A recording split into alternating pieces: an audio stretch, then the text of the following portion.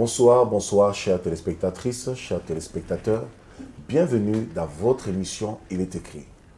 Comme vous le savez, dans cette émission, nous vous emmenons dans les profondeurs de la parole de Dieu afin que vous y plongez vos regards pour saisir et comprendre ce que Dieu veut vous communiquer pour votre édification et votre croissance spirituelle. Vous savez, la Bible déclare que nous devons tendre vers la perfection et que nous marchons de progrès en progrès. Et par cette émission, nous voulons vous octroyer toute la saveur, la profondeur de la parole de Dieu, afin que vous acquérissez votre identité et que vous soyez ce que Dieu veut que vous soyez. Et ce soir, j'ai le plaisir de recevoir deux femmes de Dieu qui œuvrent ici même dans la francophonie. Il y en a une que vous connaissez déjà, qui est déjà passée dans cette émission, il est écrit, la prophétesse Déborah, qui est à ma droite. Il y en a une autre que vous connaissez déjà, certainement qu'elle n'est pas à présenter parce que sa renommée est tellement fulgurante, tellement grande, aussi bien dans la francophonie que outre-Atlantique. Mais dans cette émission, c'est sa première venue, sa première participation. Et je le crois, comme dans son habitude, à travers ces programmes où des milliers de vies sont touchées, sont impactées. Ce soir, je reçois la servante de Dieu, la prophétesse Léontine Dan. Incessamment sous peu, elle va se présenter. Et nous tous sur ce plateau, nous allons aborder la thématique de pourquoi les chrétiens souffrent. Vous êtes certainement nombreux à vous poser des questions. Pourquoi vous souffrez? Et beaucoup de chrétiens certainement aussi passent par des moments difficiles, par des moments compliqués. Ils passent par des interrogations, des moments de souffrance. Alors ils se posent des questions. Est-ce que véritablement un chrétien est-il appelé à la souffrance? Un chrétien doit-il souffrir? Est-ce que la souffrance fait partie d'une bénédiction divine, d'un châtiment de Dieu? Est-ce que la souffrance est spécialement la conséquence d'un péché? Nous disons souvent, si nous souffrons aujourd'hui, cela est dû à la conséquence du péché d'Adam. Nous avons un exemple dans la Bible, dans Jean chapitre 9, lorsque les disciples furent avec Jésus, ils vont voir un homme né aveugle, aveugle de naissance. Alors, ils vont lui poser la question, pourquoi cet homme est-il aveugle? Il parle de souffrance quelque part. Est-ce lui qui a péché ou est-ce ses parents qui ont péché? Et Jésus dira, cette maladie est pour la gloire de Dieu. Alors on se pose la question, est-ce que forcément la souffrance est rattachée au péché, est associée au péché? Avec ces deux femmes de Dieu, particulièrement la prophétesse Léontine Dan, nous allons découvrir dans cette émission, en vérité, quel est le but, le rôle de la souffrance dans la vie de chrétien et si véritablement un chrétien est obligatoirement obligé de passer par la case souffrance. N'est-ce pas que lorsque nous parlons de Jésus, automatiquement nous voyons une vie en rose, une vie belle, une vie magnifique, sans tracas, sans soucis, sans problème, où vraiment tout coule, tout est merveilleux, toutes les portes sont ouvertes. Mais ce soir, avec ces deux femmes de Dieu prophétiques, vont nous emmener dans la dimension prophétique de la souffrance pour pouvoir en tirer le meilleur et de mener une vie chrétienne triomphante. Bonsoir, servante de Dieu, prophétesse Léontine, comment allez-vous? Je vais très bien, que le Seigneur vous bénisse. Et vous, comment allez-vous, homme de Dieu? Ça va, grâce à Dieu. C'est un plaisir de vous recevoir sur ce plateau. Surtout que vous venez de très loin, vous êtes aux États-Unis. Et c'est un plaisir pour nous de vous recevoir ici, de venir directement ici en France, bien que vous avez divers programmes, et d'être sur ce plateau afin de partager la parole de Dieu.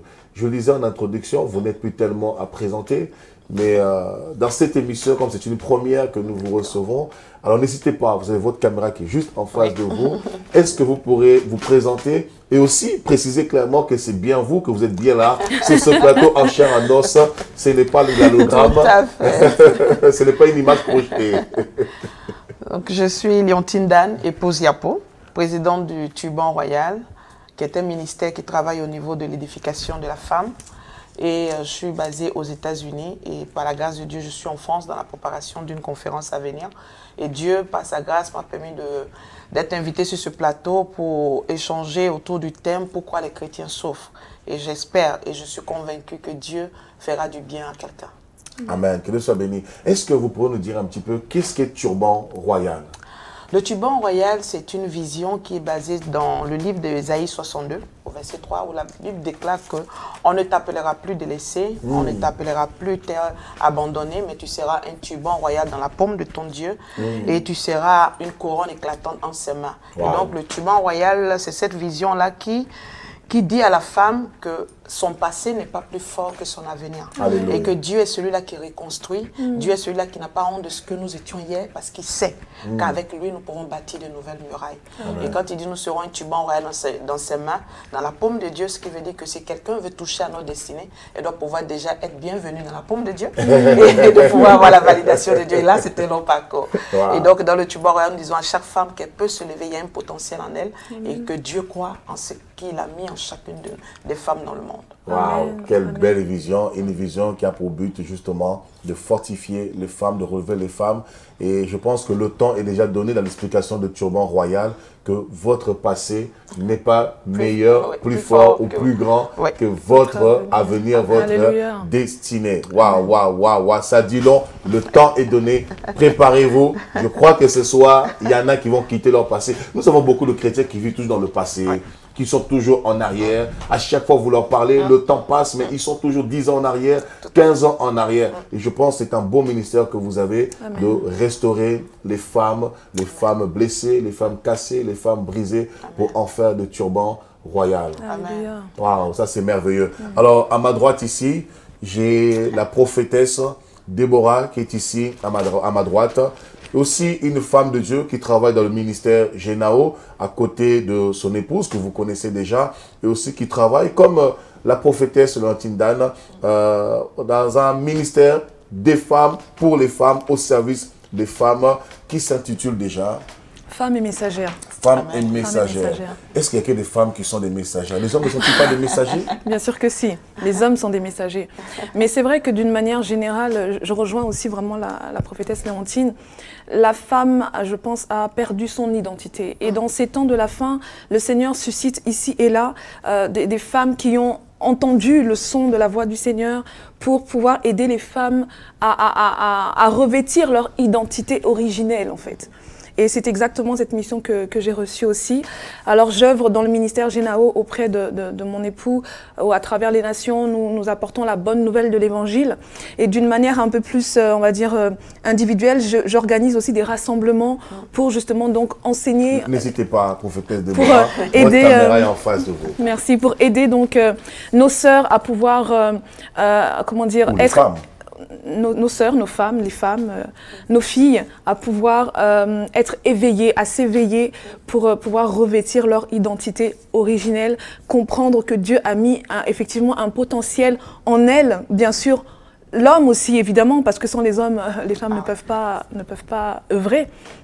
Mais la femme, en tout cas, nous savons que les générations qui sont passées ont fait que la femme a vraiment beaucoup perdu son identité. Donc, on est dans un temps, une génération où vraiment Dieu veut faire quelque chose. J'aime beaucoup dire que la femme est la réserve de Dieu. C'est-à-dire qu'il a positionné l'homme au front et il a gardé la femme derrière pour que dans les temps de la fin, qu'il puisse sortir, comme j'aime dire aussi, sa carte maîtresse. C'est la réserve. On vient combler et remplir les rangs de l'armée de Dieu pour vraiment faire face à l'adversité qui est présente. C'est terrible. Quand je vous écoute, c'est carrément des visions qui se joignent, c'est moi pour l'émancipation de la femme. Alors, au fond de mon subconscient, je me poserai la question, est-ce que vous êtes féminine? Est-ce que c'est du féminisme? Est-ce que vous amenez pas les femmes à une forme de rébellion, de révolte? Non, bien au contraire.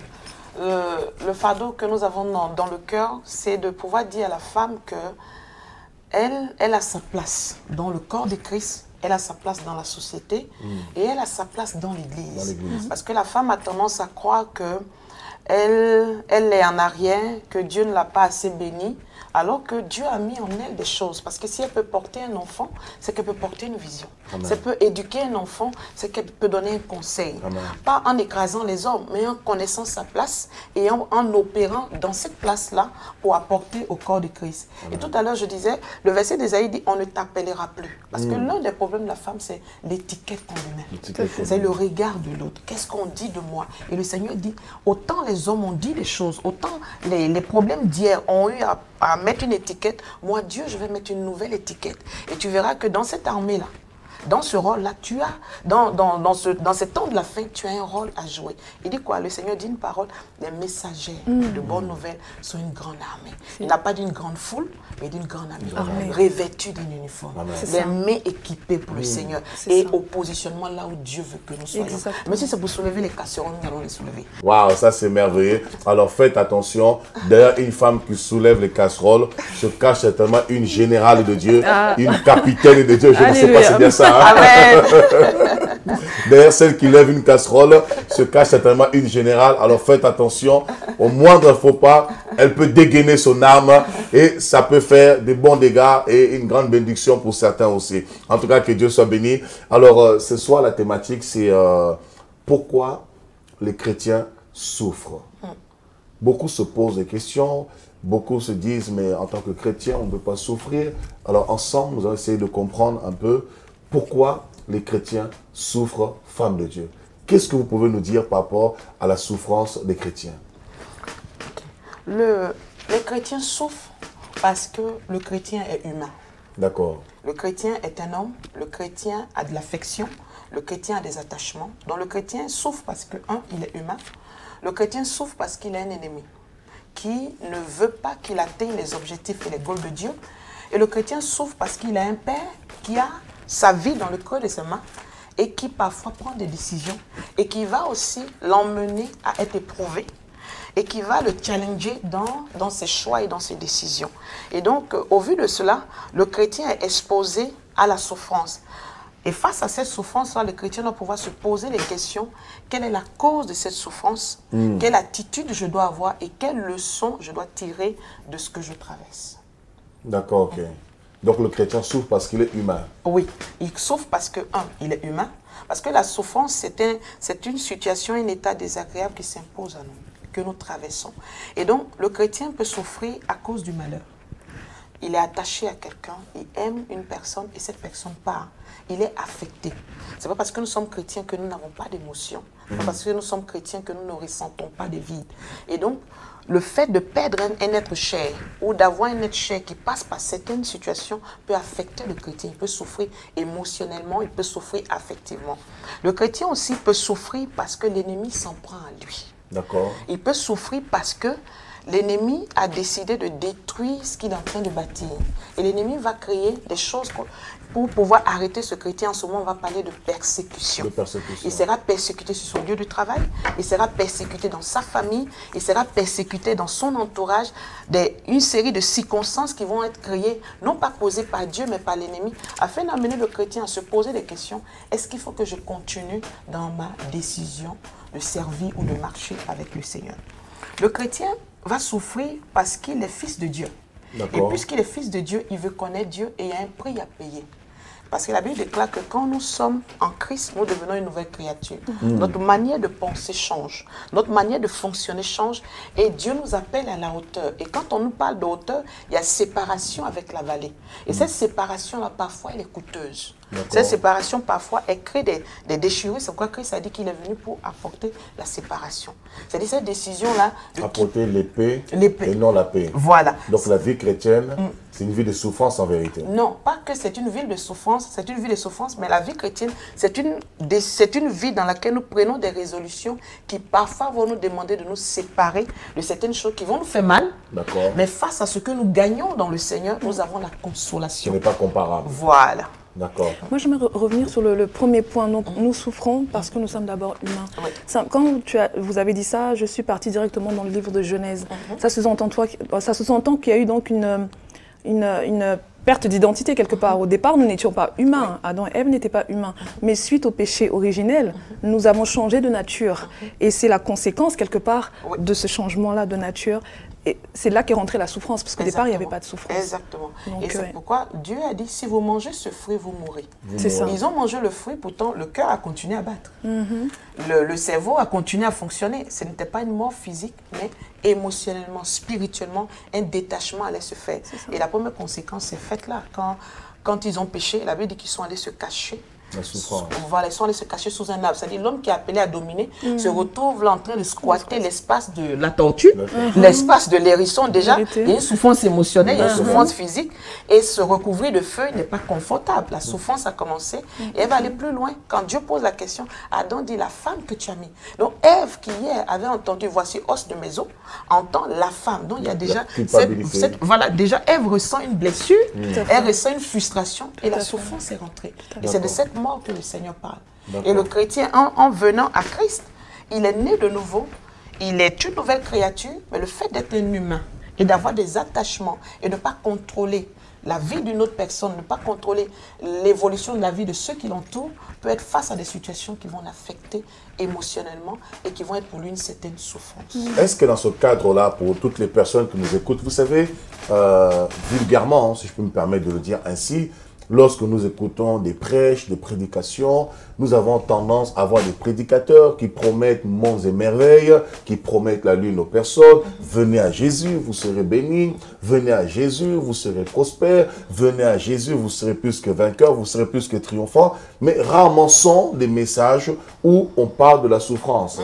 En exposant aux chrétiens qui sont appelés à passer par des moments de souffrance, nous avons l'impression que dans la vie chrétienne, il n'y a pas de souffrance. Ce qui fait que lorsque survient une occasion de chute, une épreuve, un combat, nous avons des prédicateurs qui nous prêchent, par exemple. Nous entendons des messages, hein, certainement nous tous aussi. Nous avons eu à le dire, certainement dans une circonstance bien précise. Venez à Jésus, vous aurez des enfants. Venez à Jésus, vous allez vous marier. Venez à Jésus, vous aurez un travail. Venez à Jésus, vous serez guéris.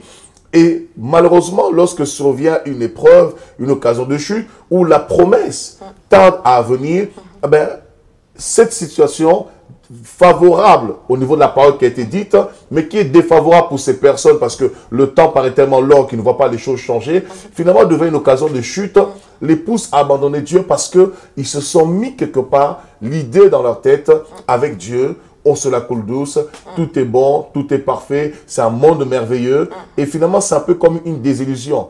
Et lorsque je vous écoute, c'est un peu comme si vous parliez, entre guillemets, d'une souffrance négative. Vous parlez de la souffrance émotionnelle et la prophétesse Déborah qui dira certainement cette souffrance émotionnelle, physique, humaine est associée au péché originel. Vous avez parlé tout à l'heure dans cette introduction même en parlant de la femme, tout ce qu'on a mis dans la femme, tout ce qu'on a déposé dans la femme, ça a bloqué la femme, ça a, comment ça s'appelle, spolié la femme, entre guillemets, qui a créé une perte d'identité. On le voit avec Adam, comme vous l'avez si bien dit, lorsque Adam va pécher, au lieu d'assumer la conséquence, il va renvoyer tout de suite, culpabiliser et condamner la femme qui déjà, dans son être, se sent déjà mal parce qu'elle a commis une faute.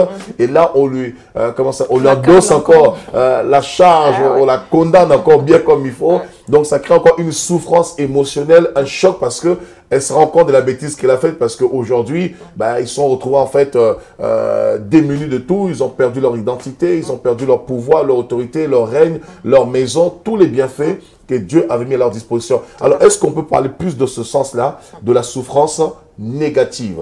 Ok. Et je bénis Dieu de l'orientation que vous donnez, parce qu'il est important de préciser que le chrétien souffre, mais face à ces souffrances, il faut que le chrétien se pose la question, la source de ces souffrances. D'accord. Est-ce que cette souffrance-là, elle est pour Dieu, elle est de Dieu, ou cette souffrance est la conséquence de nos actions? D'accord. Et donc, quand nous allons parler de souffrance négative, je voudrais que les auditeurs puissent comprendre le contexte. Quand on parle de souffrance négative, c'est une souffrance qui est causée par les conséquences de nos actions. C'est une souffrance qui n'est pas emmenée par Dieu. Parce que la Bible dit dans le livre d'Ecclésiaste que voilà, oui, il fait tout chose belle. Et la Bible même dit, Ecclésiaste chapitre 7 au verset 14, au jour du malheur, jouis, au jour du bonheur plutôt, Ecclésiaste chapitre 7 au verset 14, la Bible dit, au jour du bonheur, jouis du bonheur, oui, réjouis-toi, et au jour du malheur, réfléchis. Et la Bible dit, Dieu a fait exactement comme l'autre, de telle sorte que l'homme ne découvre rien de son avenir. En d'autres termes, il y a des moments où l'Éternel, quand il nous arrache un chair, ça va créer une certaine souffrance. Mais le chrétien doit pouvoir, comme je disais tout à l'heure, identifier la cause, la source de cette souffrance. Et quand cette souffrance-là, elle est causée par un péché, par une décision, par un mauvais positionnement, nous allons appeler dans cette émission une souffrance négative. Et donc, si nous voulons parler de la souffrance négative, elle est la cause de la conséquence du péché. Quand un chrétien marche selon Dieu et qu'il quitte les voies de Dieu, il ouvre la porte à l'adversité. Et une fois qu'il ouvre la porte à l'adversité et que l'ennemi attaque, parce que je dis en introduction, le chrétien souffre parce qu'il est humain, il souffre parce qu'il a un ennemi. Et quand il ouvre la porte à cet ennemi s'acharne sur sa maison, s'acharne sur ses enfants, s'acharne sur ses affaires. Et cette souffrance n'est pas causée par Dieu. Pour l'arrêter, le chrétien a juste besoin de se réconcilier avec le Seigneur, de revenir à Dieu, d'arrêter le péché afin que l'hémorragie s'arrête. Et la souffrance peut être causée aussi par le fait que le chrétien ne se positionne pas là où il doit être. Vous savez, dans le livre de Psaume, la Bible dit qu'une personne qui est bénie est semblable à un arbre planté près d'un courant d'eau. Qui puise de ce courant, et la Bible dit quoi? Il a son fruit à sa saison. En d'autres termes, une fois que nous sommes connectés à la source, notre saison ne dépend pas de la saison des autres, mais nous produisons en notre saison. Amen. Et pour produire en notre saison, il faut pouvoir fonctionner comme un arbre. Amen. Et à chaque saison de la vie d'un chrétien, il y a des dispositions à prendre. Et dans la saison de la bénédiction, dans la saison de faveur, il faut fonctionner comme un arbre. Là, on ne croise pas un arbre aujourd'hui sur la rue X. Demain, vous arrivez, l'arbre est sur la rue Z. L'arbre s'est déplacé. Il s'est déplacé, c'est pas possible. Il est là en un endroit, il est constant. Il va jusqu'au bout. C'est-à-dire, quand il est figé en Dieu, il reste en Dieu. Et dans la période où nous attendons des choses de Dieu, il faut pouvoir avoir l'attitude de l'arbre, pouvoir être enraciné dans le Seigneur. Et là, pendant qu'il donne ses feuilles à l'extérieur, il puise dans le sous-sol, dans le monde invisible, aux yeux de l'homme. C'est-à-dire que la force de ce chrétien-là, c'est quoi? C'est de pouvoir passer du temps dans la présence de Dieu, se connecter pas à n'importe quelle eau, mais à la source qui vient de Dieu afin de produire en sa saison. Ce qui fait que si ce chrétien-là reste là, il ne connaîtra pas des moments difficiles qui sont causés par l'ennemi. Mais s'il se détaille de la source, il ouvre la porte et l'ennemi arrive, l'ennemi commence à déstabiliser. Les souffrances peuvent arriver par rapport aux mauvaises décisions. D'accord. Les mauvaises décisions, je vais donner un exemple. David qui doit aller à la guerre et qui décide de rester. Quand Dieu nous appelle à un challenge et qu'on se trouve des excuses et qu'on ne part pas, on ouvre des portes. Il est resté, il a vu Bathsheba. Il est tombé dans le péché. Et une fois tombé dans le péché, il prend la décision de camoufler son péché. Et c'est là que les choses vont commencer à dégringoler. Et quand le chrétien se retrouve dans une situation où il n'est pas là où Dieu veut qu'il soit, sûrement que tu es en train de m'écouter et tu sais que Dieu t'appelle à un rendez-vous. Dieu t'appelle à une étape. Réponds à cette étape-là, pars à cette étape. Parce que si tu ne pars pas à cette étape, tu vas être exposé à des choses que tu n'es pas censé être exposé à cela. Et ça va ouvrir des portes. Et quand ces portes-là sont ouvertes, l'hémorragie s'ouvre. Et si tu ne te ressaisis pas, tu pars d'excuse en excuse. Le temps passe et Bathsheba finit par s'installer dans le palais. Donc je vais redonner la parole à l'homme. C'est vraiment très fort. Merveilleux. Mais, je ne sais pas si prophétesse Déborah. Oui, quand vous parliez de l'arbre qui est enraciné, je me suis dit effectivement quand le chrétien prend le temps de vraiment s'enraciner tel un arbre, c'est alors qu'il viendra la capacité d'analyser cette souffrance-là, aussi mauvaise qu'elle puisse être. On parle de la souffrance négative, mais même la souffrance négative peut devenir une source d'enseignement. Parce que je crois que Dieu ne permet jamais rien par hasard. Ce n'est pas lui qui fait la souffrance, mais il peut permettre des situations qui nous conduisent à la souffrance. Pourquoi? Pour nous enseigner et toujours nous rendre meilleurs. Je crois que le fait de permettre la souffrance pour Dieu, c'est aussi un langage. Sinon, il n'aurait pas fait ça pour Job. Donc la souffrance est un langage de Dieu. La souffrance peut être un langage de Dieu. Surtout, vous avez donné un verset dans Ecclésiaste 7,14. Le jour du bonheur, réjouis-toi. Le jour du malheur, réfléchis. Donc c'est un langage. Quelque part, même la souffrance négative qui est causée par notre péché, et c'est très fort ce que vous venez de dire, parce que nous voulons dire la souffrance négative, il y a deux sources. La première source de la souffrance négative, c'est le fait tout simplement d'être dans un péché, désobéir à la parole de Dieu, comme on le voit avec Adam et Ève, c'est fut leur cas. Ils ont désobéi à Dieu et ils ont mangé le fruit défendu. La mort est rentrée dans leur vie. Et la deuxième cause de la souffrance négative, lorsque nous ne sommes pas là où Dieu veut que nous soyons. Est-ce que cette valeur est aussi considérable pour une église locale ou un but précis ou un ordre que Dieu nous donne particulièrement, parce que nous voyons par exemple l'histoire de David que vous avez si bien cité, nous voyons l'histoire d'Abraham par exemple, le père de la foi, qui était en cheminement pour Canaan, et puis à un moment il a dû s'arrêter, se retrouver à perdre du temps, et certainement cette perte du temps a engendré de la souffrance. Est-ce que c'est aussi valable le fait de ne pas être spécialement là où Dieu veut que nous soyons? Et comment peut-on avoir le discernement, bien que la prophétesse de Dieu vienne de dire le fait que nous sommes plantés comme un arbre enraciné, cela nous permet de réfléchir, mais comment peut-on discerner clairement, savoir que là, ma souffrance est due à un péché, est due au fait que je ne suis pas là où Dieu veut, et que ma souffrance tout simplement est due en fait, est une souffrance négative? Comment peut-on avoir le discernement? Comment peut-on le savoir? Parce que généralement, lorsque nous souffrons, nous avons plus tendance à se lamenter. À se lamenter, à ne pas comprendre, à être dans la désolation totale en se disant, mais pourquoi je souffre? Pourquoi je prie? Pourquoi je sers Dieu? Après tout, Dieu est amour, Dieu est miséricordieux, il est riche en bonté, lent à la colère. Mais pourquoi finalement je souffre? Et des fois même, pourquoi ma souffrance perdure? Effectivement. Et c'est pourquoi ce verset d'Ecclésiaste nous dit, dans la souffrance, il faut réfléchir. C'est de s'asseoir, c'est de réfléchir. Et réfléchir, déjà, c'est de trouver les causes. Les causes. Quelle est la cause de mon problème? Et une fois que j'identifie la source, quel est l'objectif de cette période, de ce moment difficile que je traverse? J'aime souvent dire que la différence entre la tentation et l'épreuve, c'est l'intention. L'épreuve a l'intention de révéler ce qui est meilleur en nous, alors que la tentation a l'intention de révéler ce qui est faible en nous. Et donc, dans l'épreuve, dans la souffrance, c'est de pouvoir réfléchir et de voir qu'est-ce qui est en train de vouloir être mis en exergue. D'où est-ce que cela vient? Et vous avez demandé tout à l'heure certaines manifestations. Je vais donner deux exemples, celui d'Abraham et Lot et celui de Jonas. Quand Dieu dit à Jonas, va à Ninive, et que Jonas, Dieu ne lui dit même pas qu'il va payer le ticket, Dieu ne lui a même pas dit comment aller, il pouvait même le soulever et le redéposer à Ninive. Mais qu'est-ce que Jonas va faire? Il va payer un ticket pour aller ailleurs. C'est-à-dire qu'il va payer pour la désobéissance. Il paye son malheur. Voilà, il paye son malheur. Et une fois qu'il est sur le bateau, une série de circonstances, comme si la météo se fâche contre Jonas, et tout commence à être bizarre. Et à cause de Jonas, d'autres personnes sont dans des problèmes. Et donc, quand nous sommes dans des situations où nous sommes en train de souffrir, il faut se poser la question, est-ce que ce que je suis en train de faire aujourd'hui, est-ce que là où je suis, je fais ce que Dieu veut? Vous savez, souvent, en tant que chrétiens, nous sommes conscients au fond de nous que nous ne sommes pas en train de faire ce que Dieu veut. Et quand nous nous entêtons comme Jonas, une série de circonstances, de situations arrivent afin de nous emmener à réaliser qu'il est temps de faire demi-tour. Et quand nous persistons, il n'y a rien de plus inconfortable que l'estomac d'un poisson. Vous êtes d'accord avec?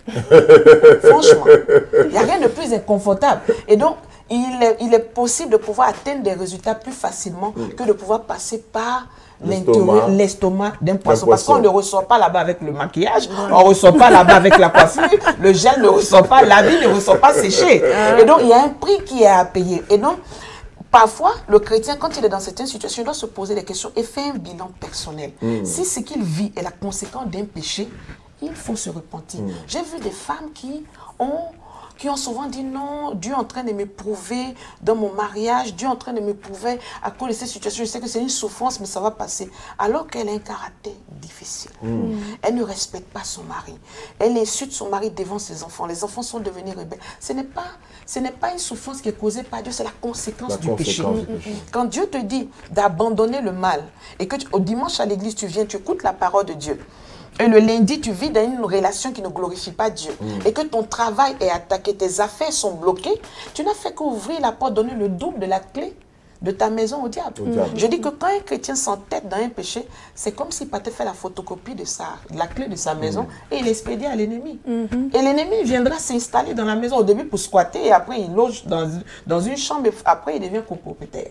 Et on a du mal à s'en sortir. Et il chasse même, il vous chasse même de la maison. Vous devenez locataire dans votre maison. Et vous avez parlé tout à l'heure d'une église locale où une personne appelée à servir Dieu. Je vais donner aussi l'exemple d'Abraham. Abraham, Dieu lui dit va. Et lui dit allons. Dieu dit va. Oui, parce que Dieu lui parle au Seigneur, il dit va. Et Abraham, au lieu de rendre je vais, Abraham dit allons. Allons. Il embarque ce qu'il ne Tout le faut pas monde. embarquer. Et souvent, nous embarquons dans des visions des personnes qu'il ne faut pas, par le sentimentalisme. On n'est pas plus amoureux ou on n'est pas plus gentil que Dieu. Mais tout à l'heure, vous avez dit que l'homme souffre parce qu'il a des sentiments. Donc, quelque part, c'est aussi justifié qu'Abraham dise allons. Ce sont les sentiments qui parlent. Oui, ce sont les sentiments qui parlent, mais ce Dieu qui lui a parlé savait que l'autre était là. Dieu avait une destinée meilleure pour l'autre. La preuve, il a embarqué l'autre, l'autre a tout perdu. Il a tout perdu. Parfois, nous prenons des décisions en croyant qu'on fait du bien à une personne, mais en réalité, nous mettons la personne dans les problèmes. Parce que plus tard, Abraham, qui était un homme tranquille, va se retrouver en train de régler des palabres chaque jour. Il commence à souffrir émotionnellement. Il commence à se rendre compte qu'il a pris son jeune frère, son neveu. Il faut se séparer de ce neveu. Comment on fait ce détachement? La chose devient plus compliquée. Parce que Dieu lui a parlé au singulier. Il a décidé de parler au pluriel. Et parfois, quand nous embarquons dans nos ministères, mais nous embarquons même des filles spirituels. Ce n'est pas tout le monde qu'il faut prendre sous sa couverture. Ce n'est pas tout le monde qu'il faut responsabiliser dans son église. Ce n'est pas tout le monde qui doit être membre de ce qui est du cercle fermé. Voilà. Et donc, quand nous embarquons, exactement, quand nous embarquons un lot qui n'a jamais entendu la voix de Dieu, sur le chemin, lui, il est dans une vision de business. Il est dans une vision de succès. On embarque des personnes qu'il ne faut pas, elles arrivent dans l'église, elles donnent des orientations, elles posent des actions parce qu'elles sont dans une vision, je vais dans l'Eldorado. Alors qu'Abraham partait dans l'obéissance à la parole de Dieu. Et plus tard, quand son oncle Abraham lui dit, voici le désert, voici la terre ferme, voici la terre fertile choisie, il ne s'est même pas gêné.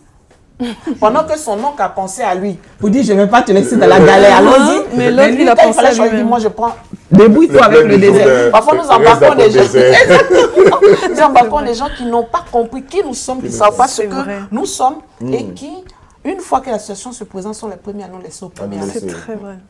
Waouh, ça c'est vraiment merveilleux, c'est puissant. Oui. Donc nous voyons, nous avons de souffrances ici, émotionnelles, négatives, dues particulièrement au péché. Et d'ailleurs, le péché vient biaiser nos sentiments parce que, vous l'avez dit tout à l'heure au départ, lorsque Adam et Ève ont péché, la première conséquence, ils vont se cacher devant Dieu. Donc ça veut dire dans leur estime et dans leur émotion, dans leurs sentiments, quelque chose s'est passé, il y a eu un changement, ils ont été totalement biaisés, il y a eu la frustration, la souffrance qui s'est installée. Voilà, vous l'avez entendu. Je ne sais pas, prophétesse Déborah, si vous avez quelque chose... C'est tellement complet, tellement vrai ce que la prophétesse Léontine vient de dire. Il faut vraiment que nous apprenions à faire les choses selon l'esprit, selon les directives du Seigneur et non selon la nature des relations qu'on peut entretenir les uns avec les autres, parce que c'est souvent bien la cause de nos souffrances. Bien souvent. Je vois, pendant que vous parlez, je repense à 1 Samuel 16, et, parce que même nous les hommes de Dieu, ça peut nous arriver. Nous voyons le prophète de Dieu, comme il s'appelle ce jeune prophète Samuel, et Samuel qui se lamentait. Le même prophète va déchirer le manteau de Saül pour lui dire aujourd'hui Dieu t'arrache la royauté. Et le même prophète, le chapitre qui suit, au chapitre 15, il arrache le manteau de Saül pour dire Dieu te rejette. Et le chapitre suivant, Samuel est en train de pleurer. Il est en train de souffrir. Et pendant qu'il est en train de jeûner, de pleurer, il aurait pu manger, boire son yop, à la fraise, à la pomme, à la banane, pour pouvoir... mais le cœur a mal. Et Samuel pleurait, il souffrait. Et Dieu lui dit, mais Samuel, mais jusqu'à quand tu vas continuer à pleurer? Tu perds ton temps. Le temps que tu perds, tu peux évangéliser, gagner des âmes, sauver les nations. Pour moi, tu es en train de perdre ton temps. J'ai déjà choisi une autre personne. Va dans la maison d'Isaïe. Wow, ça c'est vraiment merveilleux. Bien aimé, c'est important. Chers spectateurs, spectatrices, auditrices, auditeurs, c'est vraiment important. Vous qui aimez votre émission, il est écrit, nous sommes là avec les servants de Dieu pour vous donner les clés pour éviter les souffrances négatives et au-delà même si les souffrances négatives arrivent, s'abattent sur vos vies, que vous puissiez en tirer des bonnes leçons pour sortir de là. Parce que la souffrance, selon Dieu, amène à la repentance. Et même de la souffrance négative, Dieu peut la permettre, comme l'a dit la prophétesse, la servante de Dieu, Léontine Dan. Lorsque Jonas parti pour Ninive, il refusa d'y aller à Ninive et il va vouloir fuir. Dieu va permettre, la météo se dégrade, qu'il y ait des intempéries, qu'il y ait le vent et que même les personnes, les matelots qui étaient dans le bateau, décidèrent de chasser Jonas et y compris en fait que s'il souffrait et que la météo s'est dégradée, c'était à cause de ce monsieur qui a certainement amené un mauvais vent et ils vont lui demander de quitter le bateau. Et Dieu s'est servi de cela pour amener Jonas à la repentance et Jonas finalement lui-même en fait reconnaîtra que c'est Dieu qui a créé les intempéries, c'est pour qu'il aille finalement à Ninive. Et d'ailleurs on le voit, ça produit quelque chose de positif parce que quand Jonas est parti à Ninive, une seule prédication de sa part, la Bible déclare 120 000 personnes, dans Jonas 1, 120 000 personnes se sont converties et le roi et toute la ville s'est convertie. Donc des fois, on se crée des souffrances inutiles, comme disait la prophétesse, qui nous font perdre du temps et qui nous épargnent des fois grand nombre de tracas si simplement on obéissait à Dieu parce que l'obéissance sur la parole de Dieu vaut mieux que les sacrifices. Beaucoup de sacrifices que nous faisons, qui nous attirent de la souffrance et qui attirent la souffrance négative, qui nous attirent de la peine, alors que si simplement nous obéissons à la parole de Dieu, on gagnerait plus de temps et ça nous éviterait les détours. Et si nous reconnaissons que nous sommes dans un péché quelconque, Dieu n'est pas là pour nous condamner, il est là pour nous relever. Il est là pour nous sortir du péché. Vous qui nous suivez, quel que soit le péché que vous avez commis, quels que soient les temps d'obéissance dans lesquels vous avez été, vous êtes reconforté, l'heure est venue où vous pouvez encore vous relever, vous pouvez encore obéir à Dieu comme le fit Abraham, alors que Dieu l'avait dit, va, et il a dit, allons. Et dans sa marche, dans ce cheminement, il y a un moment, Abraham s'est ressaisi pour ne pas que les émotions, les sentiments humains, les sentiments charnels puissent le retarder dans sa marche, dans sa vocation. Alors il prit la décision de se séparer de son frère. Alors il y a peut-être des personnes qui sont avec vous, qui inconsciemment, que vous aimez tant, mais qui inconsciemment sont des boulets pour vous, qui vous retardent dans votre marche, qui vous empêchent de rentrer dans votre destinée. Alors que Dieu vous appelle à être un grand homme, parce que lorsque Dieu appela Abraham, il lui dit, je ferai de toi une grande nation et par-dessus tout, je rendrai ton nom grand. Donc peut-être Dieu vous appelle à des grandes choses, à des hauteurs, à des grandeurs, à l'excellence. Et il y a des personnes qui seront autour de vous, qui inconsciemment, sans forcément le vouloir, parce que chacun a sa destinée, chacun a sa vocation, qui seront des boulets pour vous. Et si vous vous attardez à ces personnes, vous ne rentrez pas dans votre vocation et de surcroît, vous aurez des problèmes. Vous allez être tangant dans votre sentiment. Vous allez tanguer dans vos décisions. Vous allez tanguer. Pourquoi? Vous ne prenez pas de décisions par rapport à Dieu, mais vous prendrez des décisions par rapport à l'environnement, aux personnes qui vous entourent, dans la mesure du possible, pour essayer de les frustrer, de les blesser. Alors, on veut essayer, un petit peu entre guillemets, d'avoir un évangile politiquement correct qui plaît à tout le monde. Plaire et alléger, adoucir tout le monde. Alors qu'il y a un moment, Dieu vous demande de prendre des choix radicaux. Il est écrit dans Ésaïe 26, 3, celui qui est ferme dans ses sentiments, Dieu lui assure la paix. Waouh, waouh, waouh, waouh. Nous sommes ici, oui, peut-être rajouter quelque chose. Je suis dans un verset ici, dans 1 Pierre, chapitre 2. Il nous dit quelque chose ici. Il nous dit, car c'est une grâce, 1 Pierre, chapitre 2, verset 19. Car c'est une grâce de supporter des afflictions par motif de conscience envers Dieu quand on souffre injustement. En effet, quelle gloire y a-t-il à supporter de mauvais traitements pour avoir commis un péché, des fautes? Mais si vous supportez la souffrance lorsque vous faites ce qui est bien, c'est une grâce devant Dieu.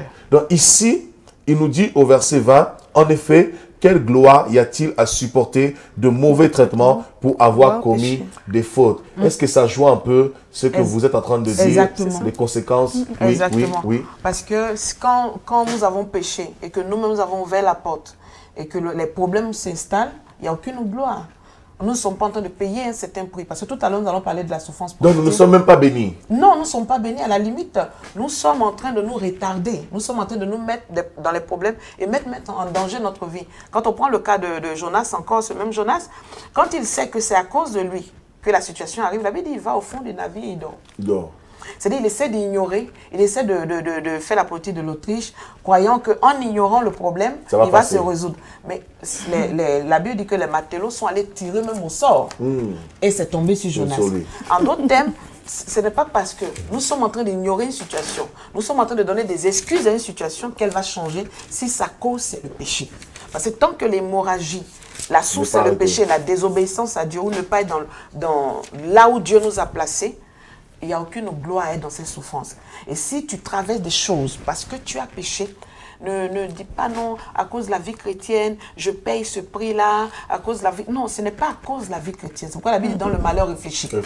D'où vient? Est-ce que c'est pour la gloire du Seigneur ou c'est la conséquence des actions qui ont été posées? Parce que ce verset que nous avons lu est tellement parlant, il n'y a aucune gloire à souffrir si c'est la cause des péchés. Donc il y a des souffrances inutiles. Inutiles. Il y a des gens qui souffrent dans la vie chrétienne, ils sont convaincus le fait de souffrir, des fois c'est une mauvaise compréhension. Autant nous prêchons l'extrême, vous êtes bénis, tout ce qu'on veut, etc. On essaie de sculpter un petit peu, d'occulter plutôt, d'occulter la partie souffrance dans le Seigneur. Autant aussi dans l'autre extrême, nous pensons que lorsque nous souffrons à l'excès, Dieu prend plaisir, Dieu est glorifié, nous sommes bénis parce que nous souffrons. Donc en vérité, il y a des souffrances inutiles parce que nous avons commis des fautes et nous subissons les conséquences de nos fautes, de nos erreurs. Exactement. Et aussi, nous souffrons parce que nous sommes dans l'ignorance. Dans l'ignorance. Parce que la Bible nous a dotés de tellement de pouvoir. Il y a des combats dans lesquels Dieu ne va pas descendre parce qu'il nous honore. Vous n'allez pas porter le t-shirt, venir vous battre contre un enfant de 2 ans qui attaque votre fils de 17 ans. Vous n'honorez même pas votre propre fils en le faisant. Donc il y a des batailles dans lesquelles Dieu ne descend pas parce qu'il sait qu'il nous a donné le pouvoir, les muscles, la capacité nécessaire pour les gagner. Et quand le chrétien ne saisit pas tous les éléments de son identité, le chrétien ne prend pas tout ce qui est à sa disposition, il se retrouve là dans des situations de souffrance, il n'est pas épanoui, les choses ne se développent pas et il croit que c'est ce que la vie chrétienne lui impose. Alors que Dieu a mis de l'engrais à sa disposition pour faire vite croître la plante.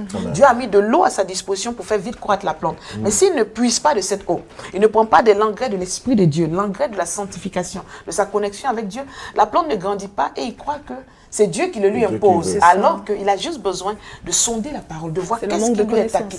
Exactement. Mon peuple périt car il lui manque la connaissance. Et voilà, le fait de ne pas connaître l'origine de la souffrance fait que nous continuons à glisser, à glisser. Exactement. Et la souffrance s'éternise tant qu'il n'y aura pas la prise de conscience que c'est dû au péché. Tout à l'heure, vous disiez tout à l'heure que Jonas a ignoré le problème. Oui.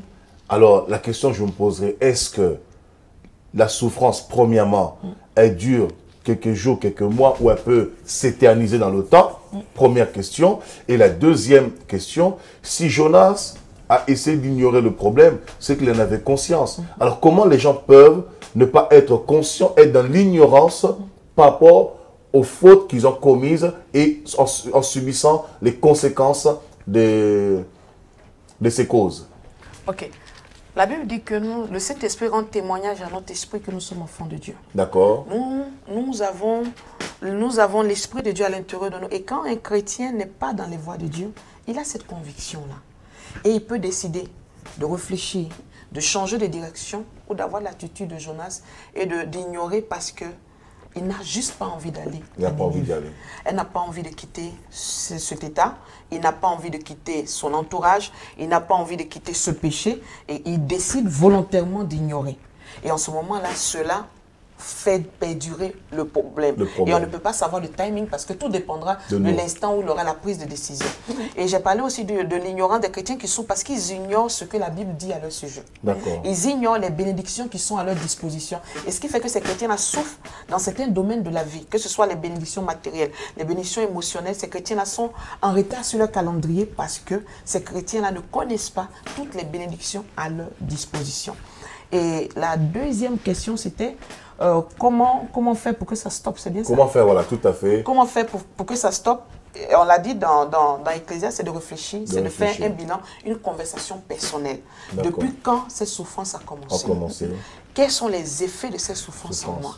Est-ce que ce que je vis me pousse à me rapprocher de Dieu? C'est un prix que je paye à cause de ma foi?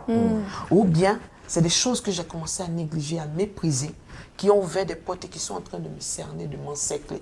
Et ce bilan personnel, cet échange personnel permet de pouvoir faire une lecture de la situation. Et quand cette lecture n'est pas assez claire, on a des dirigeants, on a des personnes que Dieu établit sur Sur nous, nous. c'est d'aller vers ces personnes, d'arrêter de faire l'automédication, d'aller vers l'homme de Dieu, vers la femme de Dieu, d'aller vers son mentor, d'exposer la situation. Et avec la parole de Dieu, l'homme de Dieu dira à la personne, voilà la cause du problème, réponds-toi ou tiens bon.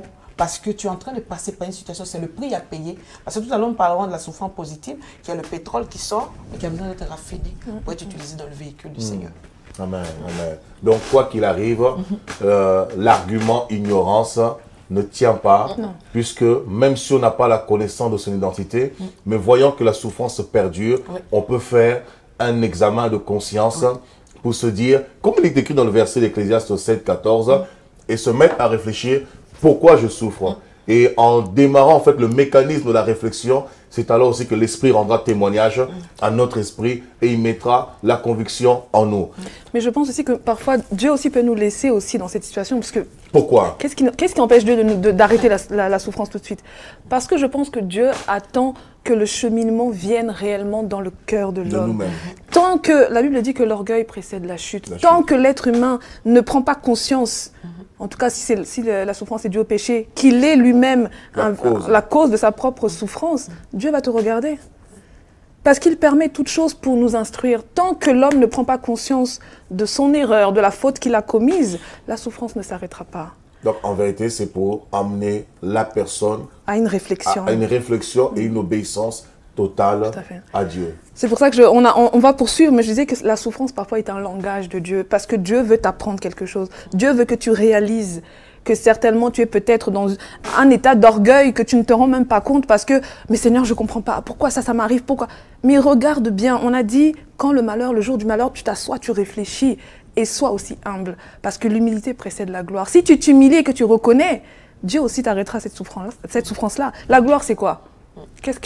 Dans ce cadre de ce dont on parle, c'est quoi la gloire?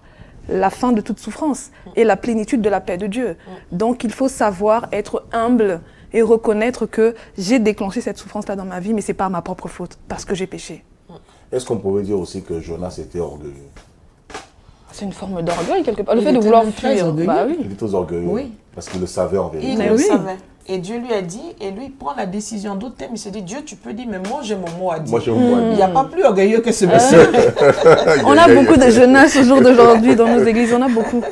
On est nombreux. L'humilité précède la gloire. Amen. Alors, dans ce même passage, dans 1 Pierre 2, que nous venons de lire, au verset 20, il nous parle de deux choses. Il lui dit, mais si, alors la deuxième partie, le paragraphe, d'abord le premier paragraphe, il dit, en effet, quelle gloire y a-t-il à supporter de mauvais traitements pour avoir commis des fautes? Et le deuxième paragraphe nous dit, mais si vous supportez la souffrance, lorsque vous faites ce qui est bien, c'est une grâce devant Dieu. Ou littéralement, c'est une gloire devant Dieu. Et c'est une gloire pour l'homme de supporter la souffrance pour avoir commis le bien. Nous avons parlé de la souffrance négative.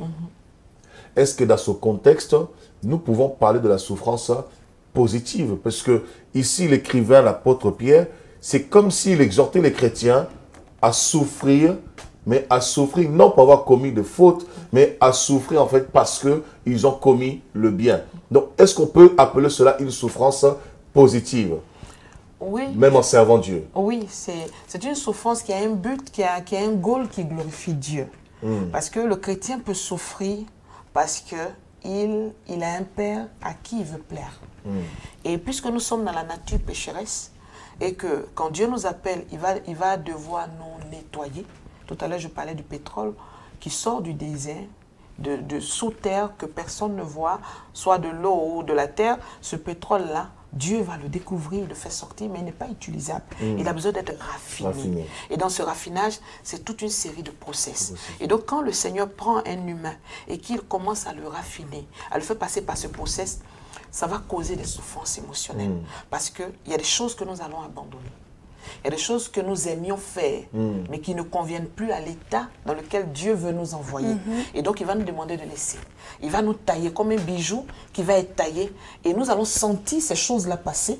Mais ce sont des souffrances que nous allons ressentir, mais elles sont positives parce que le produit fini va consoler. Excusez-moi, la Bible dit ici, dans 2 Corinthiens 5, 17, si quelqu'un est en Christ, il est une nouvelle créature, les choses anciennes sont passées, toutes choses sont devenues nouvelles. Ou encore l'utilité d'abandonner encore des choses, de souffrir. Puisque lorsqu'on accepte Jésus, tout change, on devient une nouvelle créature, les choses changent, tout évolue, on est parfait, on est beau, tout est merveilleux. Pourquoi encore ce processus? Ce processus parce que puisque nous sommes nés de Dieu, la Bible dit nous sommes dans le monde, mais nous ne sommes plus du monde. Et donc il va nous apprendre à cohabiter dans un environnement où nous étions avant membres, et désormais, nous ne sommes plus membres. Et donc, il y a une séparation qui se fait. Elle n'est peut-être pas visible à l'œil nu, mais dans la famille, celui qui est converti est détaché spirituellement, n'a plus les mêmes priorités que les autres membres de la famille. Et donc, forcément, il aura problème.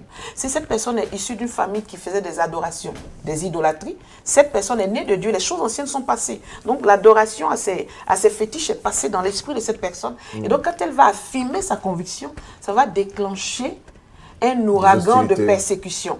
Et ces persécutions-là, sûrement, on va empêcher ces personnes de manger la nourriture, on va mettre ces personnes dans des conditions difficiles. Ce sont des souffrances, mais des souffrances qui ont un goal positif parce que ces souffrances sont en train de forger l'être intérieur et confirmer à cette personne qu'elle est dans la bonne direction parce que Satan ne se lève que lorsqu'il est dérangé. Et donc, être né de nouveau, c'est une homme. C'est un départ qui est déclenché par Dieu. La Bible dit toutes choses sont devenues nouvelles. J'aime bien le thème devenir. Devenir, c'est un processus. C'est un processus. Donc, il va commencer à tailler l'être. Et pourquoi la Bible dit que nous naissons comme l'enfant qui naît. Donc, il va apprendre à manger. Il va apprendre à s'habituer aux aliments. Il va apprendre à prendre ses repères. Et tout ce processus-là est accompagné de choses que nous n'aimons pas forcément tout le temps, mais on est obligé de manger le nouveau régime alimentaire de Dieu. Et ça va imposer des circonstances qui vont nous faire penser à la souffrance, mais en réalité, ce ne sont pas des souffrances. L'Éternel est en train de nous mettre dans son processus. Parce que le résultat va nous consoler du prix qui a été payé. Donc en fait, c'est en souffrance par rapport à... pas l'homme intérieur, parce que l'homme intérieur, c'est l'homme selon Dieu, mais c'est la souffrance par rapport à l'homme adamique, l'homme pécheur, l'homme pécheresse ou la femme pécheresse, l'identité que nous avons héritée d'Adam et Ève, qui vont à l'encontre de la parole de Dieu. Et lorsque Dieu commence à mettre en place ce mécanisme, donc il y a comme une lutte entre ce que nous étions et ce que nous sommes censés devenir pour justement être dans l'excellence, dans le meilleur de Dieu, lorsque Dieu veut sortir le meilleur de nous. Oui, prophétesse Déborah. Ce qui vient d'être dit, moi, me fait écho à la parole de l'apôtre Paul à Timothée, quand il dit « souffre avec moi comme un bon soldat de Jésus-Christ ». Il précise bien un bon soldat. Donc Timothée était déjà... Il y a des mauvais soldats alors. Il y a même des soldats tout simplement. Ça sera le prochain, ça sera la prochaine thématique ensemble. Il y a pas le bon soldat en Christ, d'accord? Oui, je n'allais même pas dire le mauvais, mais il y a des soldats. J'espère qu'on va finir par avoir des terroristes aussi, parce que là on commence par des soldats, ça va être terrible ici. Oui. Nous on est dans le monde spirituel. Voilà. L'arme principale c'est l'amour. C'est la parole de Dieu. Donc il y a des soldats. Mais Paul dit à Timothée, tu dois souffrir avec moi comme un bon soldat. La servante de Dieu a dit tout à l'heure, le Seigneur nous dit, quand on est en Christ, on est une nouvelle créature. Nous sommes une créature de Dieu, mais Dieu veut que nous soyons des créatures parfaites. Nous devons tendre à la perfection. Donc cette souffrance parfois nous sert à nous forger, à nous rendre meilleurs. Timothée était déjà soldat, mais Paul... Le passage que vous citez dans 2 Timothée 2:3, d'ailleurs, il dit lui-même, il n'est point de soldat qui s'embarrasse des affaires de la vie, s'il veut plaire à celui qui l'a enrôlé. Exactement. Donc ça rejoint tout ce qu'on disait depuis le début. Si on est vraiment concis quand on vient à Dieu, qu'on sait que telle chose n'est pas bonne à faire, on s'écarte de tout ce qui n'est pas de Dieu, on s'évite beaucoup de souffrance. Mais combien même la souffrance intervient dans nos vies, on doit être apte à réfléchir, à discerner le pourquoi du comment et à tirer ce qui est bon. La leçon qui est bonne à tirer dans cette souffrance-là. L'objectif, c'est quoi? Quand tu sors de cette souffrance-là, c'est de ne pas y retourner. Donc, c'est que normalement, tu dois acquérir une leçon de vie. Donc, quand l'apôtre Paul dit à Paul... De quelle souffrance vous parlez? La souffrance négative ou la souffrance positive? Mais moi, je dirais même que même la souffrance négative, on peut en faire quelque chose de positif par rapport à ce qu'on en tire, en fait. C'est ça que je disais depuis le début, c'est que dans ce langage qui est de Dieu, la souffrance est un langage. Au début, ça peut faire mal. On reconnaît que cette souffrance-là qui est donnée, c'est moi qui suis la cause. OK, mais Dieu ne peut pas te laisser dans cet état. Donc, qu'est-ce que tu tires de ça? Alors, quelle leçon tu tires de cette souffrance-là? Qui est la cause de la souffrance positive? C'est toujours la même personne? Qui est la cause de la souffrance positive? La souffrance positive, c'est la personne qui prend la décision de marcher selon le Seigneur, ces personnes doivent savoir que cette décision va engendrer des conséquences. D'accord. C'est-à-dire, ça va demander de se séparer de l'ancienne nature, de se séparer des anciennes habitudes, et donc il aura un prix qui est à payer. D'accord. Et donc c'est chaque jour au quotidien, dans la marche vers l'avant, le passé reste en arrière. Et dans ce process-là, il y a des détachements affectifs, il y a des détachements humains, il y a des habitudes qui disparaissent et de nouvelles habitudes qui s'installent. Et donc, ça va créer parfois de la souffrance. Mais cette souffrance-là, comme disait le livre de 1 Pierre, c'est une souffrance pour la gloire du Seigneur. Et le chrétien aussi vit la souffrance qui est occasionnée par Dieu pour prouver que nous sommes de bons soldats. Parce que nous avons, j'ai dit à l'introduction que le chrétien souffre parce qu'il est humain. Et donc, quand les malheurs arrivent, les circonstances arrivent, il ressent des choses. Le chrétien souffre parce qu'il a un ennemi, qui est très souvent à la base des souffrances négatives. Et le chrétien souffre parce qu'il a un Dieu à qui il doit plaire et qui va aussi le juger. Nous voyons que quand Jésus sort des eaux du baptême, la Bible dit qu'il fut envoyé dans le désert pour être tenté. Il finit de jeûner et le diable arrive. Et le diable lui dit des choses pour remettre en cause son identité. Et donc, parfois, Dieu va nous faire passer par des situations. Il va créer des situations pour prouver à l'ennemi que nous sommes de bons soldats. Et que nous allons traverser et nous n'allons pas tomber. Le cas de Job. Le cas de Job. Dieu qui dit, va, éprouve-le. Mais je sais qu'il va tenir. Réussir. Et effectivement, il a tenu. Amen. Et chaque chrétien doit pouvoir se dire qu'à un moment de sa vie, il va passer par Psaume 23. Où il est dans la vallée. Avant la vallée, il est dans la prairie, tout va bien. Ça, c'est le message de l'évangéliste qui lui a dit, tu es dans la prairie, tu manges, il te conduit dans de verts pâturages, près des eaux paisibles, tout ce que tu veux. Mais un moment viendra, Dieu dira, je veux que tu arrêtes de manger les herbes, que tu arrêtes d'avoir la tête baissée et que tu manges à ma table. Et pour ça, il va falloir passer par la vallée de l'ombre de la mort, où il faudra faire une conversation personnelle avec soi-même. C'est une table difficile. C'est une table difficile, mais où chacun devra se dire, le vieil homme est mort et je ne veux plus me réconcilier avec lui. Et c'est une phase où parfois notre entourage ne nous comprend pas. Notre entourage ne comprend pas que nous prenons la décision de dire non à des propositions, de dire non à des choses, alors que c'est plus simple pour nous de dire oui. Mais nous savons que nous sommes dans un process. Nous sentons l'odeur de cette table et nous voulons faire plaisir à Dieu parce que nous savons que si Dieu nous a fait passer par ça, il sait que nous avons la capacité de réussir et nous voulons relever le défi, tant pour nous-mêmes que pour ce Dieu qui a cru en nous. Est-ce qu'on pourrait lire un passage en parlant de Job, le passage de Job 33, à partir du verset 14. Job 33. La parole dit, Dieu parle cependant tantôt d'une manière, tantôt d'une autre, et on n'y prend point garde. Il parle par des songes, par des visions nocturnes, quand les hommes sont livrés à un profond sommeil, quand ils sont endormis sur leur couche. Alors, il donne des avertissements, donc par la douleur, et met le sceau à ses instructions, afin de détourner l'homme et le préserver de l'orgueil. Je pense vraiment, dans le processus dont parle la servante de Dieu, c'était le cas de Job. Pourquoi, je me suis souvent posé la question, mais il était juste, hein, pourquoi autant quand même de souffrance? Pourquoi autant? Dieu est méchant. Pourquoi est-ce qu'il a laissé le diable le toucher à ce point? Un peu peut-être, oui, ça suffirait, mais pourquoi autant? Alors oui, c'était pour quelque part démontrer à notre ennemi que non, Job est un homme consacré, malgré tout ce que tu vas lui faire, il va tenir. Mais je pense que c'était aussi pour enseigner Job lui-même. Parce que Job n'était pas encore arrimé à l'apogée de sa foi, il avait encore des choses à apprendre. Et je pense que lui-même a été surpris de la capacité de force qu'il y avait au-dedans de lui. C'est ça en fait. Donc, il pouvait pas, Job, peut-être que je pense que Dieu a trouvé qu'il n'était pas bon que Job soit autant à l'aise, c'est-à-dire qu'il a confiance en moi. Quelque part, c'était, oui, pour prouver à l'ennemi que non, Job est bon, mais aussi toujours continuer de faire croître Job dans sa foi. D'ailleurs, lui-même, il dira dans Job 42, mes oreilles avaient entendu. Et là, je peux dire que non, mes yeux t'ont vu. Et c'est ce que vous disiez, prophétesse Léontine, c'est que Dieu permet la souffrance pour démontrer que nous sommes des bons soldats. Nous sommes ce soldat, nous lui appartenons. Et après, derrière tout ça, il y a une gloire qui nous est rattachée puisque Job va être restitué dans sa vie, tout ce qu'il avait perdu à la double portion.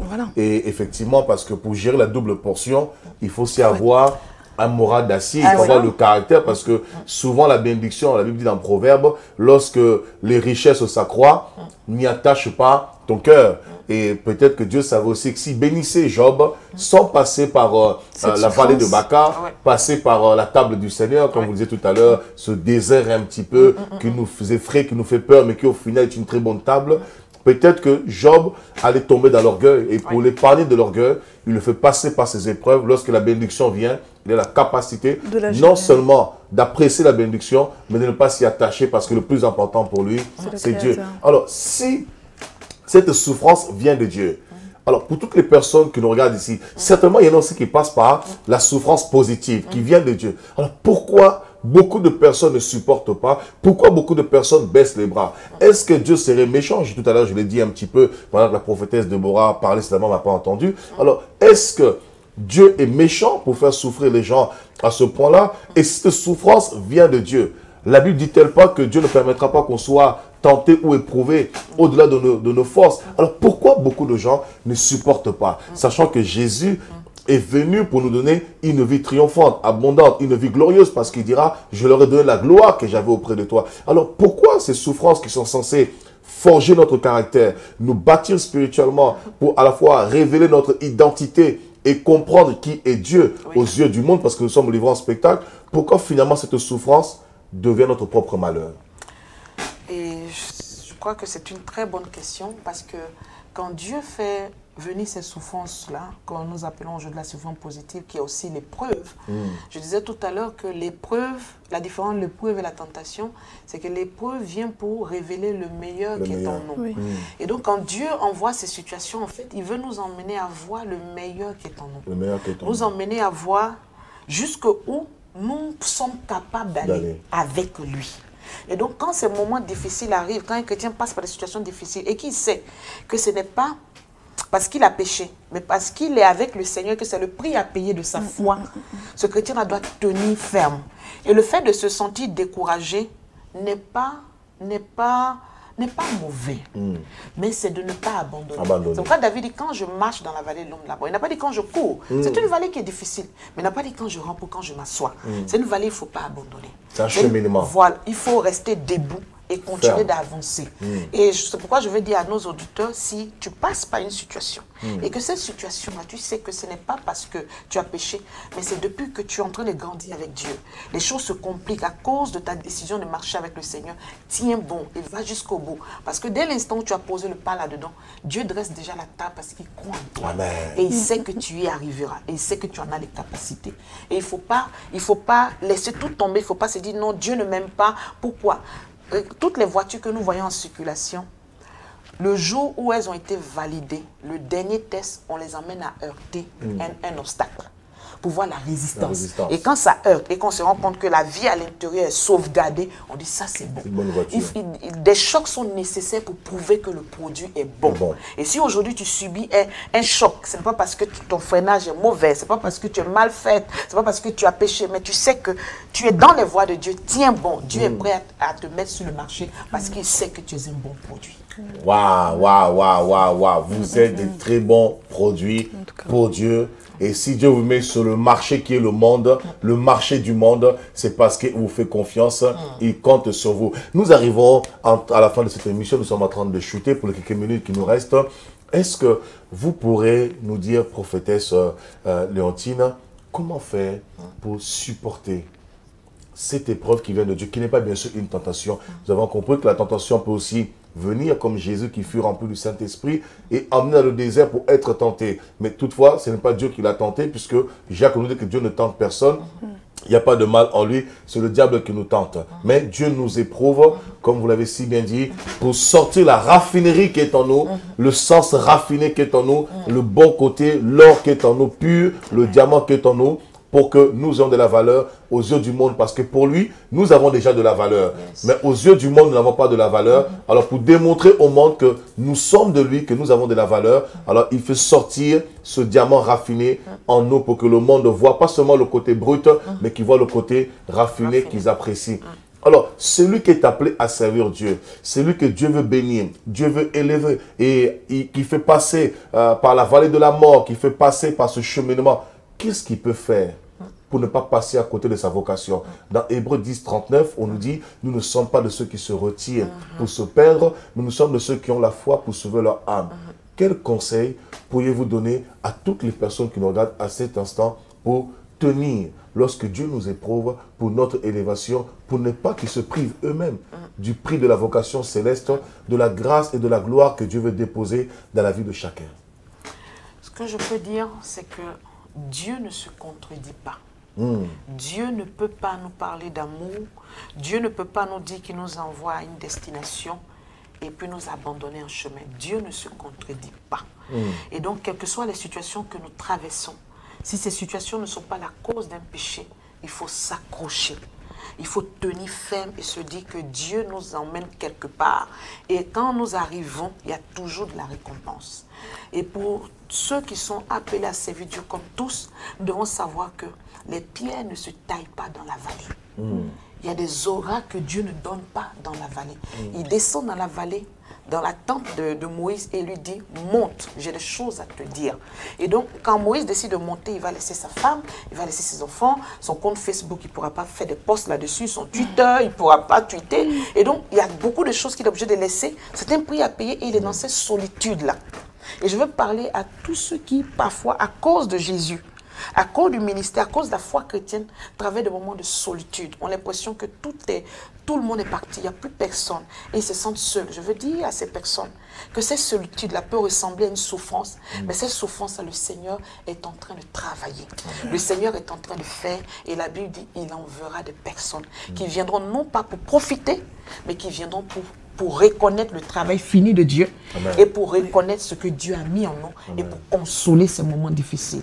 Et donc je veux dire à chaque chrétien que quand ces moments difficiles arrivent, c'est de se souvenir que Dieu ne se contredit pas. Amen. Et de se dire que si cette cause est de l'ennemi et qu'on se repent, l'hémorragie va s'arrêter. Et si nous n'avons pas péché, que nous sommes dans des souffrances, le diable attaque aussi par la souffrance. C'est pourquoi la Bible dit, résistez au diable. Et il fera loin de vous. Vous priez, plus vous montez dans la prière, en ce moment, au travail, on vous dénigre. Au travail, il y a des pressions. Il faut résister. Et cette souffrance va partir d'elle-même. Parce que la Bible dit, le diable, résister au diable. On ne sait pas avec quoi il arrive. Mais le jour qu'il arrive avec un paquet qui s'appelle souffrance, il faut résister. Et cette souffrance fuira loin de nous. Donc voilà le conseil que je peux donner. Voilà. Que le Seigneur soit béni. Merci, prophétesse Déborah, pour votre présence si je peux dire sur ce plateau. Oui, bien sûr, vous pouvez. Juste, voilà, pareil, un encouragement à être vraiment attentif à la voix du Seigneur. Amen. Le Seigneur parle tantôt d'une manière, tantôt d'une autre, comme on l'a lu. Si tu es dans ce cas où Job a beaucoup perdu, j'aimerais te dire, sois attentif à la voix du Seigneur. Amen. Que veut-il t'apprendre? Que veut-il te dire?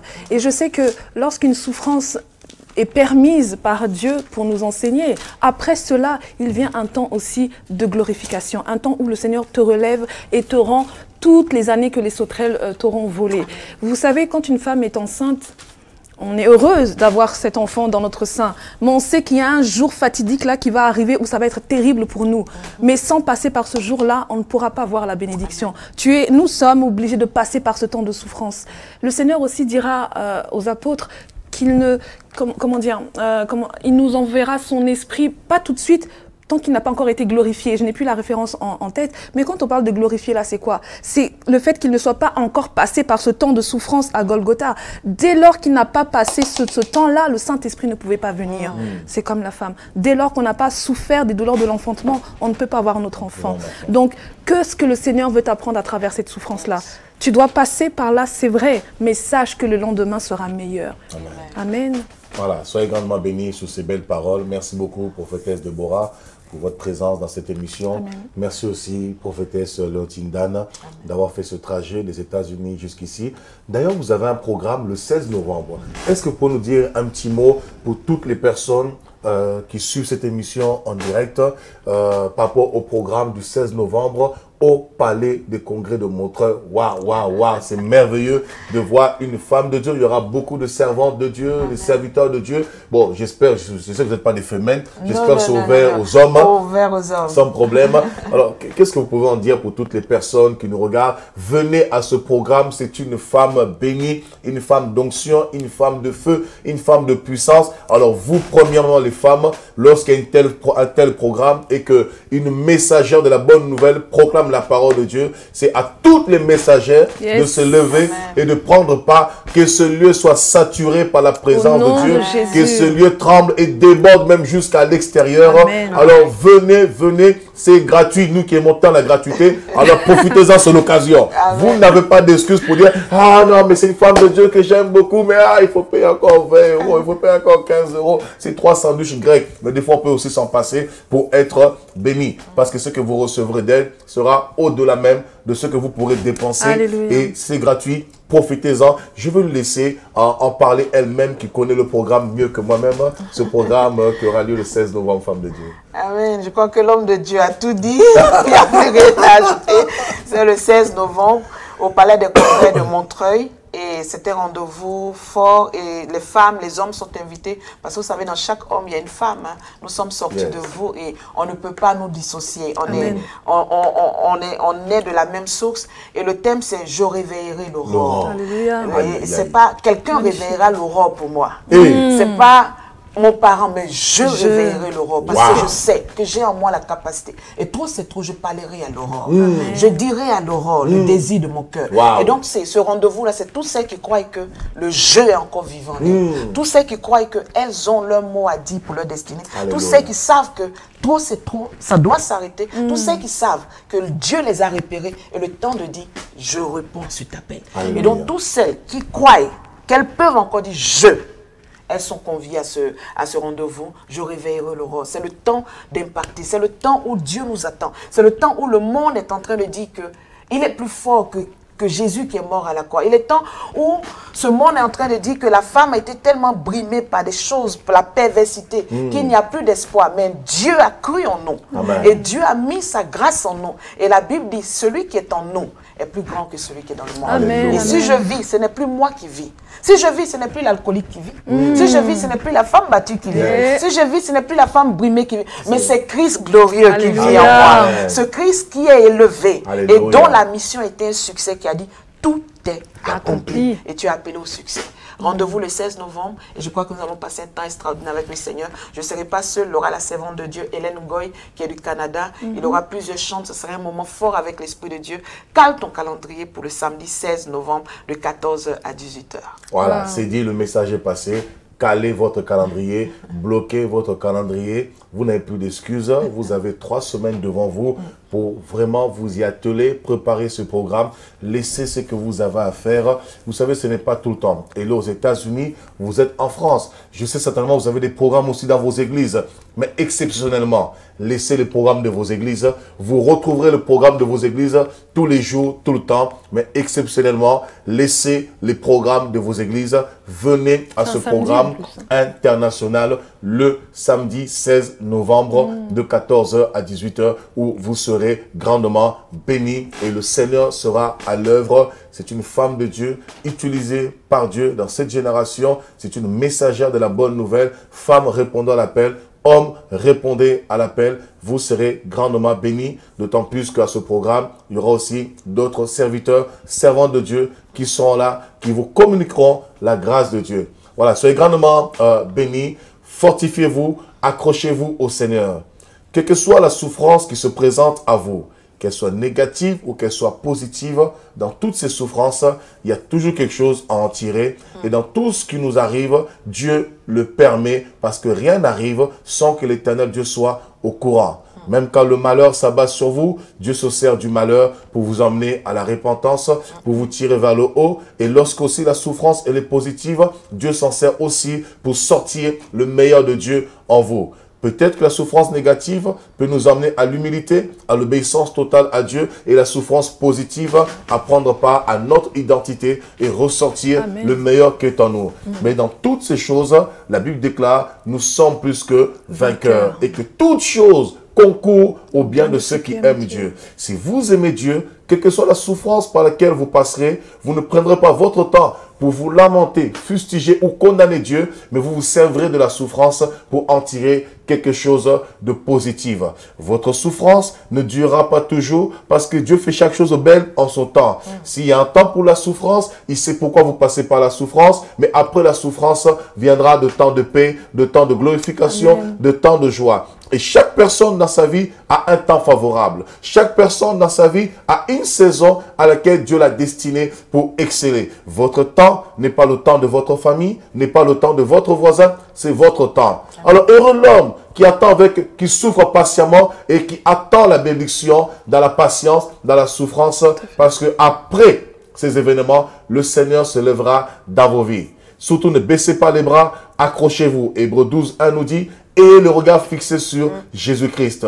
Ne perdez pas d'objectif, le Seigneur Jésus qui suscite la foi en vous et qui vous donnera la force nécessaire de surmonter à la fois la tentation, de surmonter l'épreuve, toutes les souffrances que vous pourrez endurer, afin que la gloire de Dieu éclate dans vos vies et que vous soyez non seulement une bénédiction, mais une source de bénédiction pour votre famille, votre entourage, cette génération et les générations à venir. Merci de votre fidélité à être toujours devant vos écrans, à suivre votre émission Méditant, tant aimé, préféré, dont vous en parlez partout autour de vous. Nous sommes suivis au niveau des États-Unis via la box Orao. Nous sommes suivis au niveau de l'Afrique. Et grand nombre parmi vous nous suivent bien sûr évidemment de la France, mais au-delà de la France, de l'Europe et au-delà des frontières. Merci de votre fidélité. Je vous invite tous ensemble à nous retrouver pour une prochaine émission d'Il est écrit.